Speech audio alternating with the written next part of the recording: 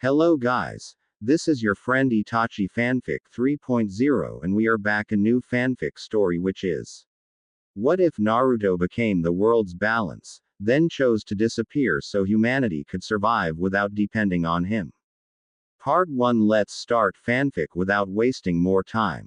Before the world began to whisper his name with reverence, it learned to say it with fear.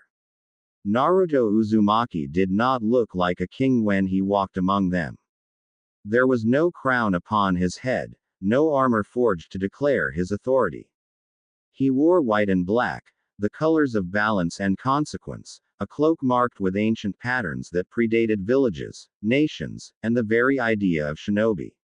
A sword rested across his back, not as a symbol of conquest, but as a reminder, every choice carried an edge. People stepped aside when he passed. Not because he commanded it.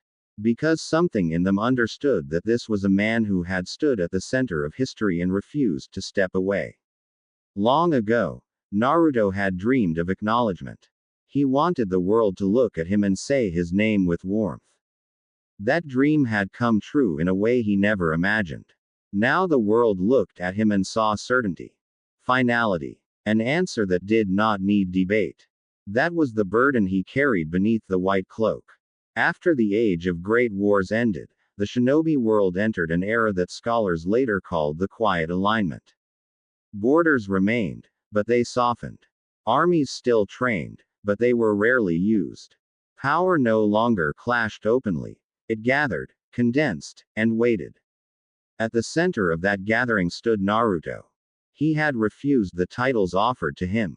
Hokage. Supreme Commander. Eternal Guardian. Names were dangerous. Names invited worship, and worship twisted truth. Instead, he accepted a role without ceremony. A vow. He vowed to walk the world and correct imbalance before it became catastrophe. He vowed to act when councils hesitated and to listen when force would have been easier. He vowed, above all else, never to rule from a throne. Yet even without one, the world bent.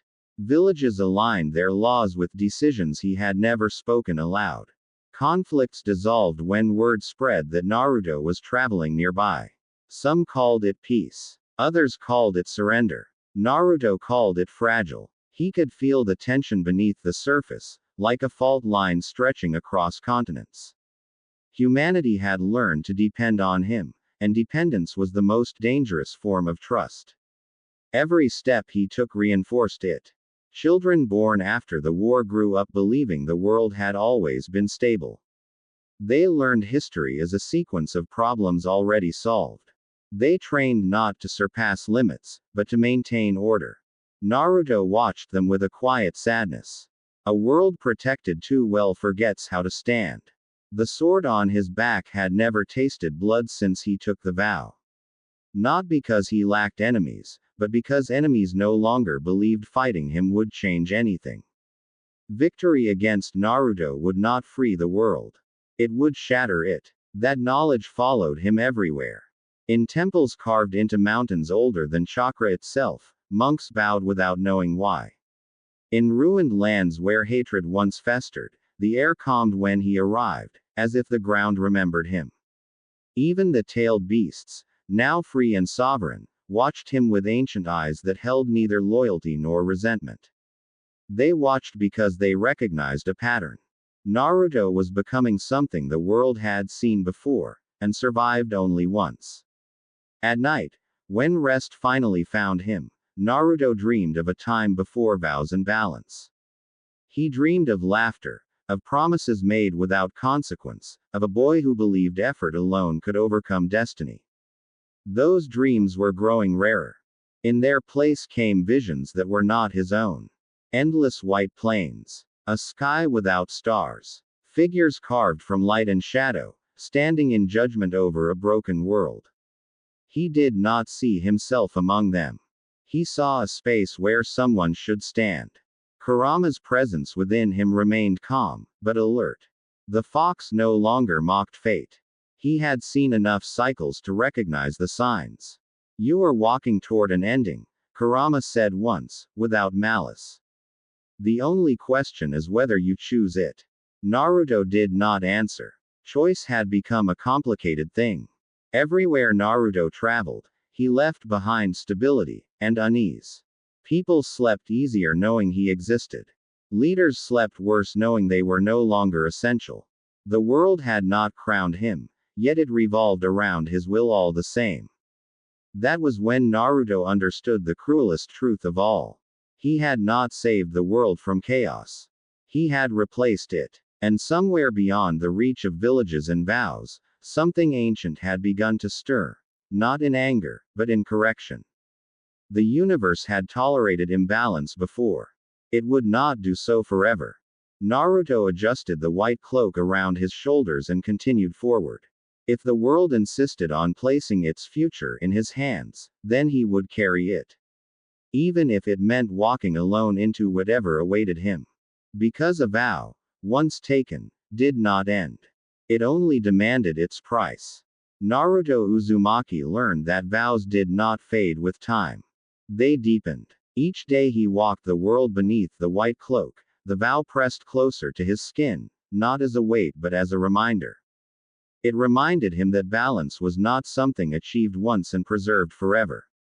Balance was movement. Balance demanded correction. Balance demanded sacrifice. The world believed he traveled to resolve disputes.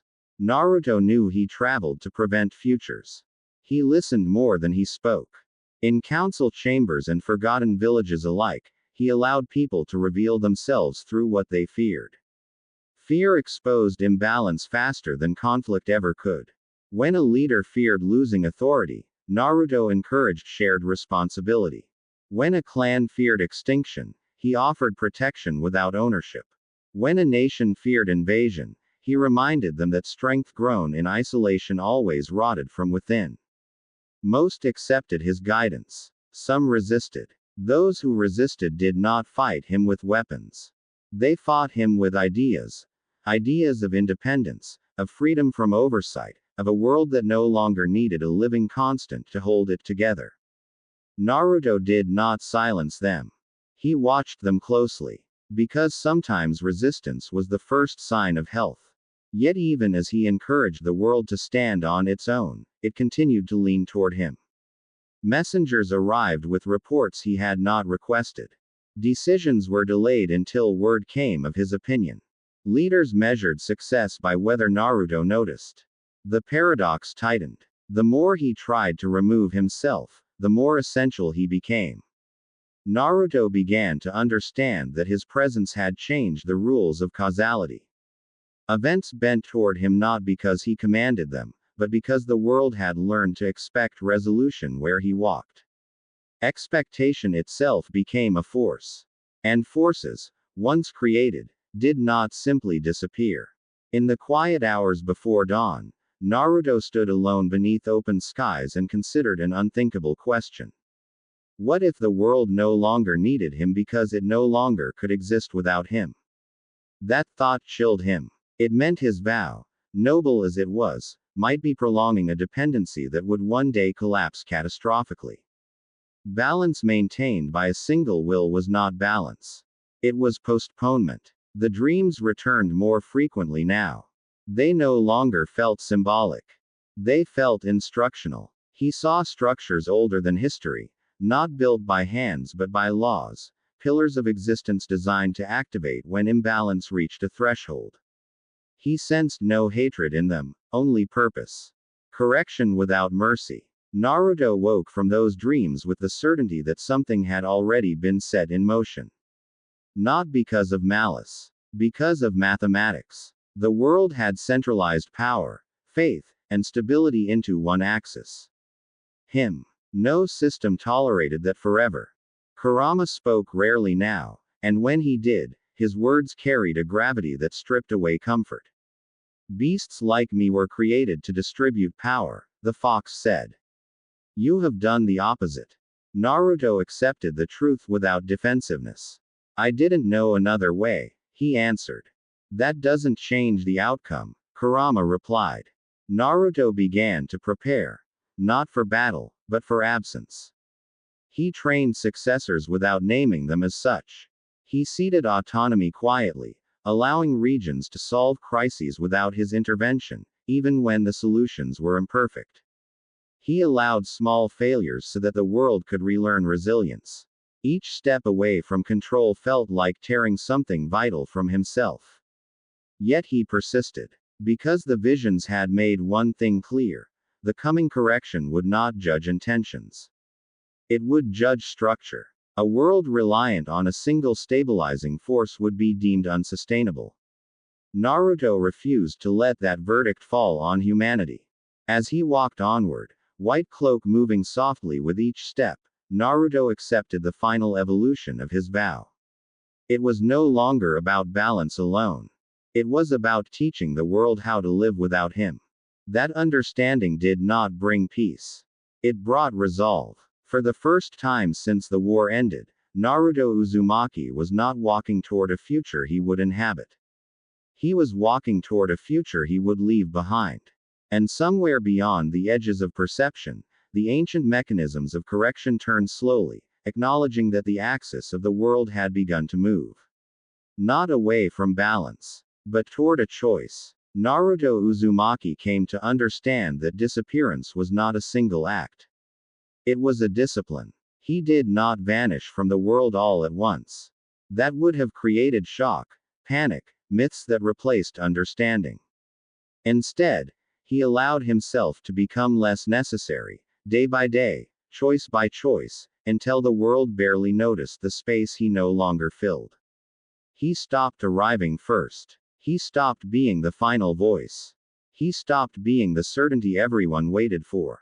In places where he once would have intervened immediately, he now listened from afar. Where he once offered solutions, he now asked questions and walked away before answers were given.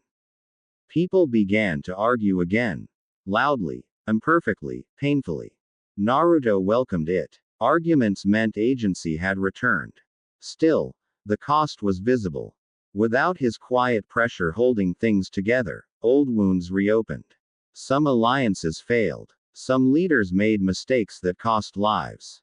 Naruto felt every one of those losses like a blade drawn slowly across his heart. This was the price of growth. The ancient presence responded. For the first time, it did not merely observe. It adjusted.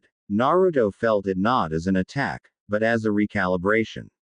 The world's chakra currents loosened, redistributing themselves in patterns that no longer centered on him. The pressure he had carried for so long eased, just enough for him to breathe freely again. The correction paused. Waiting. That pause told Naruto something important. This force was not here to destroy humanity. It was here to ensure humanity could exist without collapsing around singularities. Naruto was no longer a target. He was a case study. In one remote region, Naruto encountered a village that did not recognize him. The people there lived simply, disconnected from the great systems he had influenced. When he helped repair a damaged well, they thanked him as a traveler, not a savior. That night, Naruto slept without dreams. It was the most peace he had felt in years. But peace never stayed long. Kurama sensed the shift before Naruto did. "They are ready to speak," the fox said. Naruto felt it moments later, a presence not descending from the sky or rising from the earth, but emerging from alignment itself. The world seemed to focus, as if all variables had settled enough to allow contact. There was no voice. There was understanding. Naruto perceived concepts rather than words. Balance. Sustainability. Continuity. The ancient force did not judge his intentions. It examined outcomes. It acknowledged his effort. It acknowledged his restraint. And then it presented the final truth. A world could survive without Naruto Uzumaki. But Naruto Uzumaki could not remain unchanged if that survival was to last. He could not walk forever as a stabilizing legend. He had to become something quieter. Smaller. Human again. Naruto accepted this without resistance. The white cloak, symbol of vow and vigilance, began to feel heavier. Not because of duty, but because it no longer belonged to who he was becoming. He did not remove it immediately. Endings deserved patience. In the days that followed, Naruto gave no proclamations. He left no final teachings. He simply continued moving, leaving behind a world that was beginning to trust itself again. Conflicts still arose, but they resolved without waiting for him. Hope no longer gathered in his shadow. It spread. That was when Naruto understood the true completion of his vow. He was not meant to be remembered as a king, a guardian, or a god. He was meant to be remembered as a transition. The one who carried the world long enough for it to learn how to walk. As Naruto moved beyond the paths history would record, the ancient presence withdrew, not defeated, not satisfied, but reassured. The system no longer required correction. Balance had been restored through choice. Naruto Uzumaki continued onward, white cloak still on his shoulders for now, knowing that one day soon, he would set it down and no one would ask where it went. And that would be the greatest success of all. Naruto Uzumaki learned the final lesson slowly, the way the world teaches truths it does not want misunderstood. Letting go was not the same as leaving. For a long time, he believed that to complete his vow he would need to disappear completely, become a rumor, a myth that faded into footnotes. But as the ancient presence withdrew and the world steadied itself, Naruto sensed something subtler taking shape. The world did not need him to vanish. It needed him to stop being central. So he stayed. Not in councils. Not in crises. Not at the edges of catastrophe. He stayed in the margins. Naruto began living among ordinary people under a name that carried no weight. He repaired roofs, helped harvest crops, listened to stories told without fear or expectation. He laughed more often now. Not loudly, not to be noticed, but genuinely, the way he once did when laughter was not a responsibility. No one waited for his approval. And that felt like freedom. The white cloak remained folded at the bottom of his pack, worn only when balance truly trembled. Days passed. Then weeks. Then months. He wore it less and less, until it felt strange against his skin, like a memory that no longer fit the present. The world continued. Disputes rose and fell. Some ended poorly. Others ended well. None ended because of him. Naruto watched from a distance and accepted the imperfection. He understood now that a perfect system did not exist, and that chasing one always led back to control.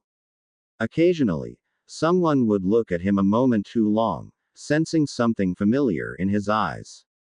Naruto would smile politely and move on. Recognition without certainty passed harmlessly. History no longer tightened around him. Kurama grew quieter. Not because of confinement, but because there was finally nothing to warn against. The fox had seen countless cycles end in ruin. This one bent away from that fate. You did what kings never do, Kurama said once. You stepped down without being pushed. Naruto nodded. I just didn't want the world to break when I wasn't there. In the deepest hours of night, Naruto sometimes revisited the question that had haunted him since the war. Had it been worth it? The friendships strained by distance. The years spent as an idea rather than a person. The weight of decisions that could never be undone. The answer came not as certainty, but as peace. Children now grew up believing the world belonged to them. Not to a hero. Not to a guardian. Not to a single name. They argued, failed,